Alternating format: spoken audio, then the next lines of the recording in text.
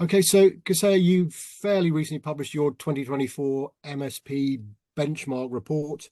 And the obvious place to start would be, was there a particular high-level finding or a couple of major findings that are the key bits of the report, if you like?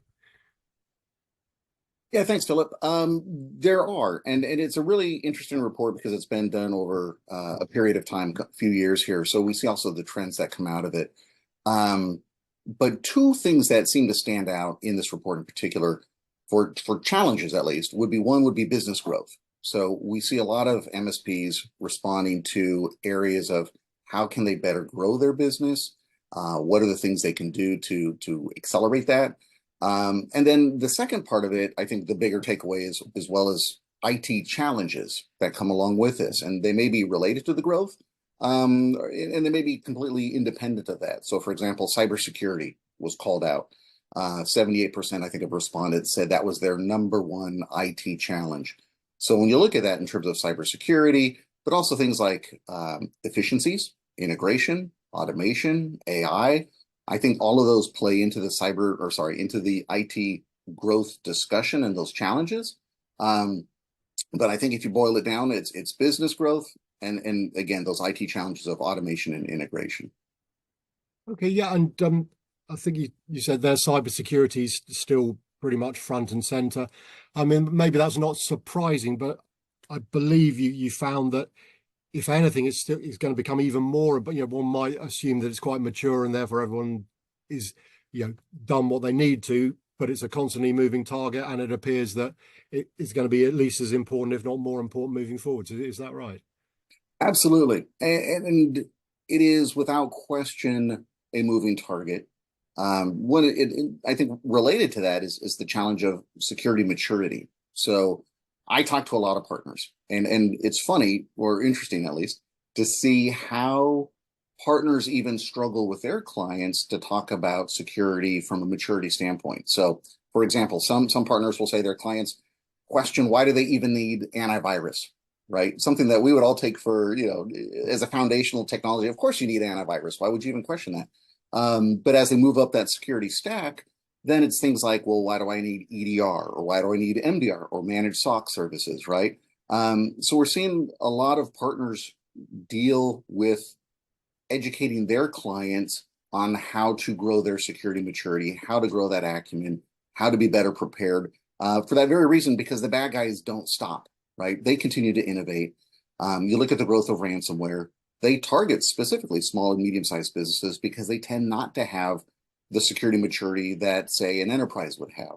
So we definitely see that as an opportunity for partners. And in fact, one of the points that was called out in that business growth discussion was offering new services. So we actually see a kind of this sweet spot between adding cybersecurity to your existing security services stack, right? So I think it was 61% of partners said they wanted to add new services. Cybersecurity is definitely the way to go with that.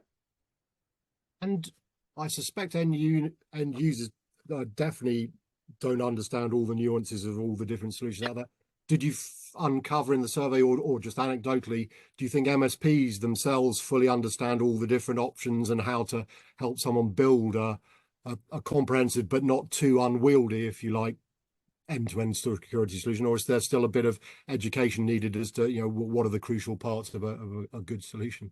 Yeah, that's a great question. And I would say there's definitely a lot of room for education. And part of that is just because many MSPs who've been around for a long time may have started off as break fix, right? So they're setting up printers, they're setting up networks. Cybersecurity has been always one of those, we'll do the minimum type thing.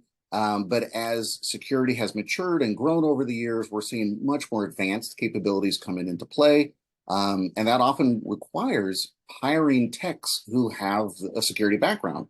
And as you and many know, there is a huge shortage of techs out there with security experience. So not only is there kind of this meta shortage, then the challenge is how do you get them, or you train your own up, and then the risk there is 2 to 3 years after they've been trained, they've grown, they become ripe targets for others. So now it's retention. How do you keep your security, experts in staff? So there's a lot of challenges related to that. And I think it also comes down to, we refer to it often as PPT, people, process, and technology, right? It's really three things you need to have, not just, oftentimes we focus on the technology, but really it's the combination of people and the process and the technology that really builds that, to your point, strong security acumen. Okay, and then in terms of a couple of the other topics you mentioned, automation and integration flagged up, I think, in the report as key to the MSPs. Is that, I mean, yeah, perhaps you can just expand on that because obviously those terms cover quite a large area. So what in particular are MSPs, Sure. concerned about or looking forward to? Yeah, when I think of automation, especially for the MSP, think of it like Chat GPT, but built for IT professionals, right? It's taking technology, AI-driven technology, and using it in new ways to improve efficiencies, right? Streamline processes. So, for example, we have with Kaseya, we call them Cooper bots, and Cooper's part of our Kaseya One infrastructure. It identifies areas where, hey, you could do more with this, and then it gives you recommendations based on your usage patterns, right? Cooper bots further enhances that ability to make you, the MSP, much more efficient and streamlined in your workflow. The integration component is different. That really is the integration between applications or tools that allow you to be more efficient with your workflows. And oftentimes you hear often the term a single pane of glass, right? That's been an industry, goal is to have that ability. The reality is it doesn't work in that sense, right? But it would be great to have tools that integrate with the tools you use day in, day out. So for example, RMM tools. So Datto RMM, commonly used, right? It's a way to manage your remote endpoints. Wouldn't it be great if you could tie in your EDR to your RMM tool? So in this case, we do an integration with Datto EDR, ties into RMM. It allows now when an alert triggers, I don't have to switch consoles. I don't have to dig into something else. I can have my tech stay on the RMM tool that they use again, day in, day out, and now identify what's going on and remediate right from that same console. These are the deep integrations that we're seeing, whether it's that, Datto networking with PSA. So for example, again, network tickets get generated. Usually you have to then jump into something else. You have to copy paste. You have to do, and that's the other part of integrations, is it eliminates human error, right? If I can automate something or integrate something, I don't have to worry about, did I copy paste that right? Did I get the right thing into the right other tool? It's all in one tool, right? So networking in Autotask PSA, great way to streamline tool integration between network tickets. And now I've got a ticketing system that I can actually track and manage. So we see this a lot of products that we're starting to see more and more integration to help the MSP, the partner, be more efficient in their day-to-day tasks. Okay, and as part of the automation, you obviously mentioned AI there, but clearly there's a sort of massive new interest in AI, and I'm just wondering whether MSPs see it as an opportunity within their own organizations, obviously, to use it to help, but also are they getting customers? Is it a potential new service to be offering, to their customers at some stage, or are we still a bit early for that adoption? Just yeah, AI and MSPs, what can they do with it, I guess? Yeah, no, I think it's fair to say we're in the first quarter here with AI, right? These are still the nascent stages and early adoption. There are things AI can do, and again, I'll reference Cooper bots as a way to streamline your business activities. I don't think we've reached a point where it's easily monetized into how do you translate that into something for your clients. We're getting there though, right? And I think the challenge with AI is going to be similar to security, where getting techs who are really proficient in AI is going to be a challenge, right? Because this is a new technology, it's a new field. It's an area that is going to be in high demand over the next 5 years to 10 years. And I think we're in, like, say, the early stages of how do I turn this into something I can truly monetize. Now we're seeing AI being used in security tools. So for example, Graphis, that's our email security tool. It uses AI. So we're seeing the benefits of AI being first pushed into the technologies, but coming back to that, the people, process, technologies, I think it's going to take a while for it to float into other stacks, the people stack and the process stack. Yeah, and a couple of times I think you've alluded to the skills shortage, which I believe was also flagged up, in its own right in the report. And I'm wondering, is it literally there aren't enough people, or is the problem that, say, AI, for example, is quite exciting, so a lot of people maybe do want to go there, and cybersecurity, dare I say, is a bit dull, and therefore you struggle? Or is yeah, just thought, I'm only doing anecdotally because my talked to my nephew recently, and he's interested in going to IT. And I said, well, cybersecurity, sure. He said, no, that's boring. I want to go into AI and excited. I don't know. Just your thoughts as to what's happening. Is it an overall skill shortage, or just some topics are more glamorous than others in the world of IT? Yeah, I do think it's maybe a little bit of both. I would argue cybersecurity is probably the most dynamic and exciting field of tech because it covers everything. You can go a mile deep, you can go a mile wide. So I think security is kind of unlimited in that sense. And security will always keep changing, right? It's innovative. There are new ways that bad guys are using tools to attack us. So we have to always stay, ahead of that curve. But you're right, AI is very exciting, and there seems to be a lot of promise. But I can think back, let's say even 5 years ago, blockchain, right? I don't know if you recall, like when blockchain started coming out, oh, that was a very exciting technology. And now, how many people are doing NFTs? Not many. So, will AI have that same kind of disruption as blockchain? Will it follow the same path? Hard to say. I do think AI has a lot more potential, if you will, right? A lot more use case capabilities there, but it's early. So yeah, it's going to draw people away. But I do think just in general, there is a meta shortage of skilled techs in these areas, whether it's cybersecurity, AI, even big data, right? Data lakes, like these are things that it's hard to find experts in the field. And does that sort of skill shortage feed into one of the other points in the report, that a lot of MSPs are just finding it a challenge to acquire customers? Is that partly because they don't have the in-house skills, whatever, to offer to the customer, or is it, or are other things going on as well? What do they find difficult about discovering, finding, and holding on to customers? Yeah, if I recall from the report, the first challenge related to that was just competition, right? So it is a competitive market, and that's I don't think anything that's going to go away anytime soon. So knowing that, the real question is, what do you do, right? And one of the things that came up were offering new services. So I think it's 61% mentioned either presenting new services, upselling, cross-selling. So that's obviously an area of growth and a challenge to address, because how do you do that? How do you build your own skill set as well as your tool set to say, I can offer, let's say managed detection and response or managed SOC, right? One thing you could do is build out your own SOC, security operations center. That's a costly proposition, right? Because it requires you to hire enough analysts to cover 24/7, 365 security operations. It requires you to have the right tools in place for those analysts to use. And it requires those analysts to be also trained up and skilled, and you got to be able to retain them. So what we're seeing is, rather than building it yourself, partnering with others or other services that can provide the solution you need to upsell in terms of new services, definitely the way to go. The other challenge related to that was new logos. I think it was, and I think this number has been relatively consistent over the years. 50 to 53% are saying they challenges is, how do I get more logos, more customers? That's a different proposition, because there you're looking at marketing in many ways, demand generation, lead generation, right?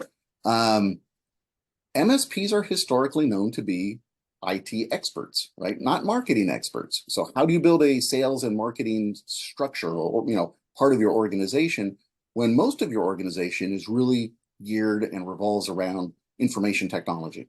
So that's an area of weakness. It's definitely identified as, how do you address that and then grow from it? So, do you take more marketing classes? Do you join a peer group? These are things that you can certainly do to help build those strengths up.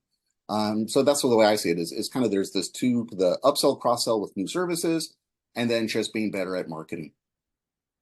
And I'm wondering, I don't know if the report, I can't remember if it covered this, or again, just if you've got any thoughts there, but sustainability is becoming, or ESG, more broadly, is I think becoming an important topic to a lot of organizations. Are MSPs under any pressure to sort of raise their game in that area? Are their customers sort of pushing back and inquiring, or again, are we a bit early in that picture? Yeah, Yeah. So, having come from that space, ESG definitely is an area you see having a greater impact in the enterprise.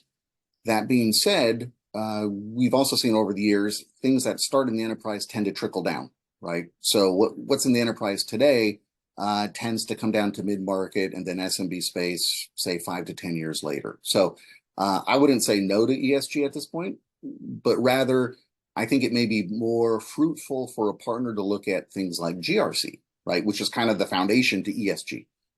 So if I'm looking at GRC tools, or anything that helps in terms of policy, enforcement, compliance, regulations, privacy, right? These are also huge opportunities, I think, for partners to get into if they're not already, because it is low-hanging fruit, and we're seeing more and more reasons to get into this space. So, for example, cyber insurance. You talk to partners today about cyber insurance, and you realize how chaotic it is and how costly it is, right? Cyber insurance policies have gone up roughly 50 to 100% over the last 2 years.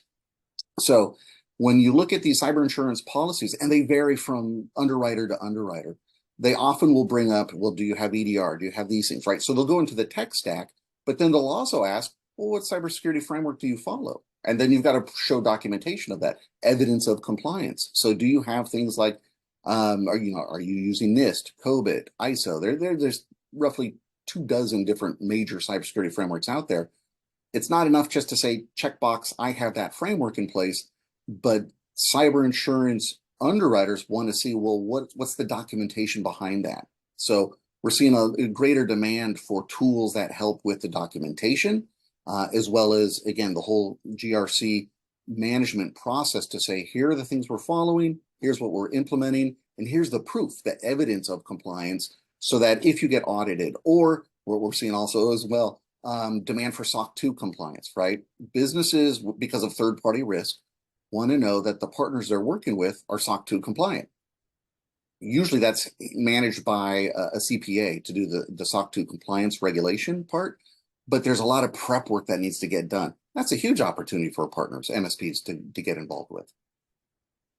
And just one other thought occurs that there's a lot of talk at the moment about data repatriation, the idea that people went to the cloud or services and then perhaps pulling back some of their applications data into, back to on-prem. So I'm just wondering, are MSPs needing to be aware that they might end up being, to use a common word in the industry, hybrid? So, they can't just sell services. They might need to still sell a bit of hardware and software, or what's going on there? Or is services just the future? Are they happy with that? Or they just need to be aware that there might be a bit of pushback? Just thoughts there.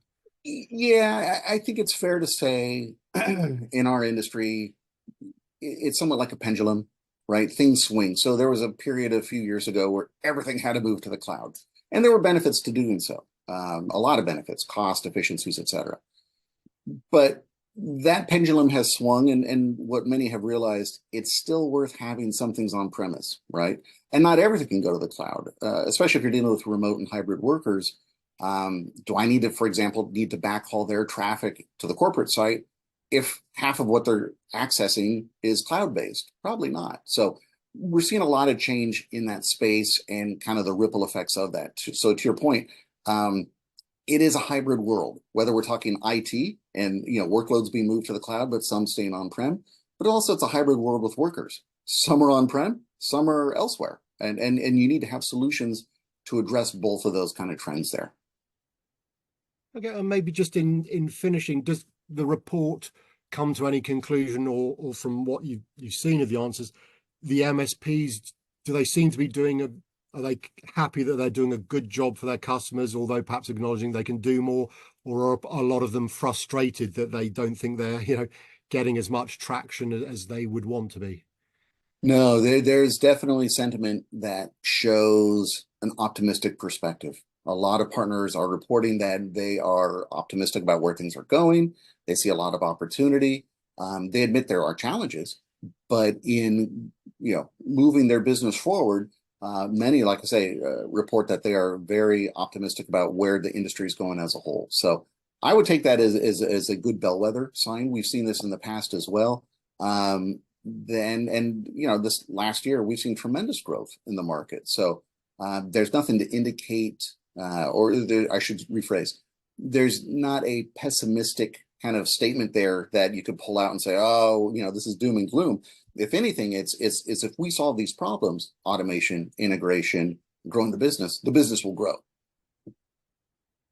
Okay, I mean, it's been great to chat to you and some lovely insights into the report and more generally what's going on for the MSP market in the channel. So, Chris, I really appreciate your time. Thank you. Yeah, thank you, Philip. Appreciate it.